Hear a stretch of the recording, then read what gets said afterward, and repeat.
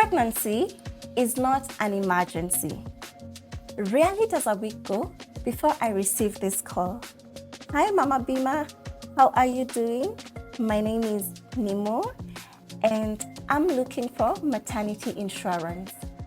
And the more I probe Nemo, I come to realize that Nemo is already expectant and she's looking for a cover that will cater for her prenatal care needs and also the actual delivery. What I realize is that most young Kenyans don't understand that the maternity benefit in a medical insurance policy has a waiting period ranging between 10 to 12 months. And it's always very disappointing, to hear Nemo on the other side, literally her heart breaking, when she realizes that it's actually a little bit too late at that point to try and take up a medical policy that would otherwise cater for her maternity needs. This will form the bulk of our discussion today. My name is Mama Bima Kenya. I'm an insurance agent and insurance educator. Karibuni sana.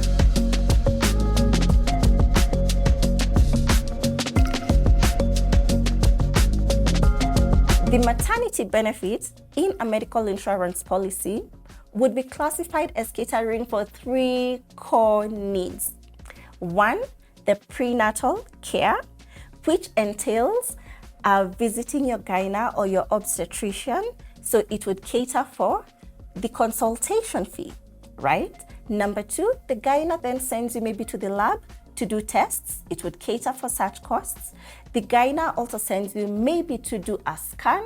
It would cater for that. The gyna also sends you to the pharmacy to possibly collect supplements. It also caters for such costs. So these costs, in most instances, are catered out of the outpatient benefit of your medical policy. Then number two, the second major cost that your maternity benefit will cater for is the actual delivery.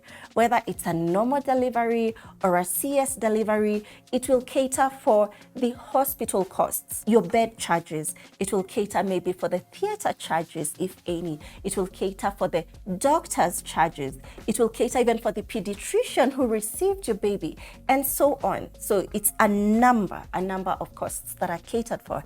And that, in most cases, is catered for from the maternity limit within that medical policy. Also, after delivery, there could also be postnatal costs, okay?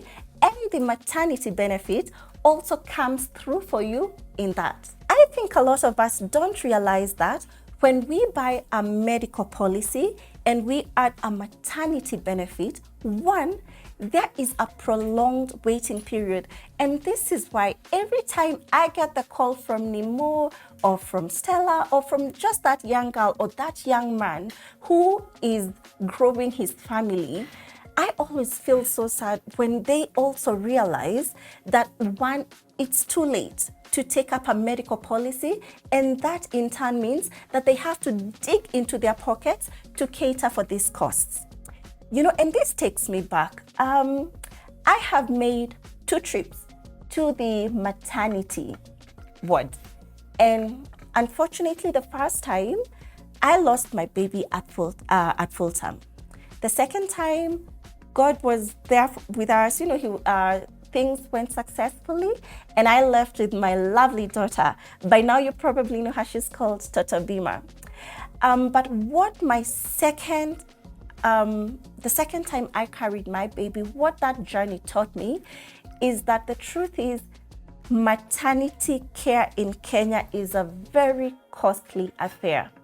I was very fortunate enough. I had 2 medical policies at the time.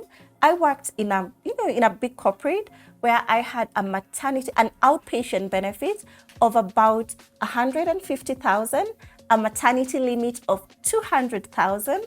At the same time, my husband also had a medical policy with a different insurance company of pretty much almost the same benefits that I had. So I was covered by 2 policies. My coverage was very comprehensive.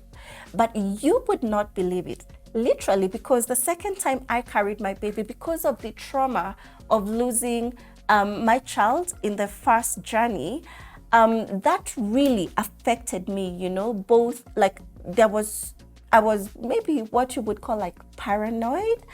So I would find myself really visiting my obstetrician, a really lovely man. I like to say he's my angel, honestly, you guys. So I would find that my visits to the obstetrician were really frequent. Towards the last weeks of my pregnancy, I actually had a scheduled visit every single week. And honestly, I think I made an appearance at Dr. Wanjala's clinic like 3 times per week, to a point where he would only charge me like once. But during that journey, the prenatal care only, I believe I spent about 300 or so thousand just in prenatal care. The actual delivery, I remember my bill was about maybe 315,000 shillings again. Fortunately, because I had the 2 policies, one from my employer and the other one from my hubby, the entire bill was footed. Also for my prenatal care, the entire bill was footed. Fortunately, even after delivery, everything was now smooth after that. So I didn't have much postnatal care needs. But the one thing that journey taught me is that maternity care in our country, 1, can be very expensive. Also, number 2, sometimes you can't really know how your journey will pan out. Sometimes some pregnancies or some journeys are more complicated. My call for young Kenyans is that we need to stay prepared when it comes to pregnancy. I started out by saying pregnancy is not an emergency. So to all young Kenyans who are in that journey of growing their family, there are things I want you to understand when it comes to this maternity limit within the medical insurance cover. So 1, you can decide, if you're planning well in advance, you can decide to even take just an inpatient only cover, that then some inpatient only covers actually have a maternity benefit. So this is a discussion you need to have with your insurance agent, okay? So if you feel that you're confident that you can cater for the outpatient costs, that is the prenatal costs, then you can opt for an inpatient only kind of health insurance policy. But then ask your agent, does this also have the maternity limit? If it doesn't, there are numerous insurance companies in the market that will actually allow you to take inpatient only plus maternity. Okay, but please ensure that you are adding this maternity benefit to this inpatient benefit like a year before you actually conceive, because only then can you be confident that by the time of delivery, this cover will be fully in effect. Secondly, your other option is to take inpatient, outpatient, and now the maternity benefits, because then you are sure that once we go through the waiting period, whether it's 10 months, whether it's 12 months, then the outpatient cover now will be fully in effect and it can cater for your prenatal costs.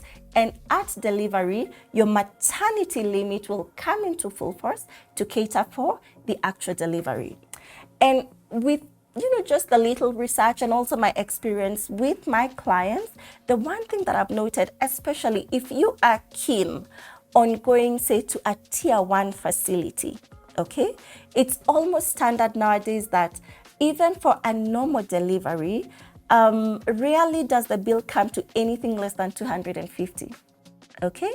And now for CS, and also just depending on how seamless that process is, that could be anything between 350 upwards. You need to really factor in medical inflation in our country. So I highly recommend when you are planning on growing your family, that is the right time to also sit down with your insurance agent. You plan ahead, you get this kind of coverage into effect, let the waiting period start to run so that by the time now you're starting to carry your baby, you're fully covered. Something else, there is some good, the insurance landscape is also changing for the better. In the past, we rarely even had like IVF kind of coverage. And I believe this is something, this is a topic that deserves a video on its own. So I will do a video on this. We have started seeing different underwriters in the market actually start to cover IVF within the maternity coverage. For example, there's one local underwriter now that's covering it up to about 75,000 within the outpatient limit.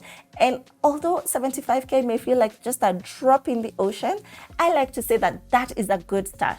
But if you are also keen on having like ample coverage, then one way that you can explore is actually go the route of taking an international medical insurance policy. We have like one international cover in the market that covers you in the millions of shillings when it comes to IVF treatment. So there's a lot that is changing within the landscape. IVF treatment always felt like an exclusion in the previous, in the past, but right now you can start to see underwriters really embracing and responding to the needs of the market. So back to our discussion of the day, pregnancy is not an emergency.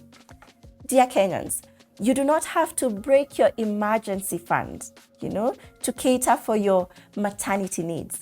You don't have to fundraise from relatives. I mean, I think we're at a point where most Kenyans are feeling like their pockets are feeling really depressed at this point. So even when you try to do a fundraising, rarely are your friends and your community able to raise up to the level that may be the kind of assistance that you need. So you don't have to go that route of fundraising from relatives, okay? Because, and if you see what my tea is written today, insurance ni kusema hisi stress yangu in style. That is what insurance helps you do. Insurance comes in place, and as long as you've planned ahead, insurance, it's just a swipe of a card, or it's just you saying a number to the administrator at the hospital, and that bill is cleared. So my call to you is plan ahead, make sure that you purchase your maternity benefit in your medical insurance well before you actually start the journey of carrying your baby. Thank you so much for your time. It's another episode with me, Mama Bima Kenya. I'm a licensed insurance agent and insurance educator in Kenya. And until next time, make sure that you stay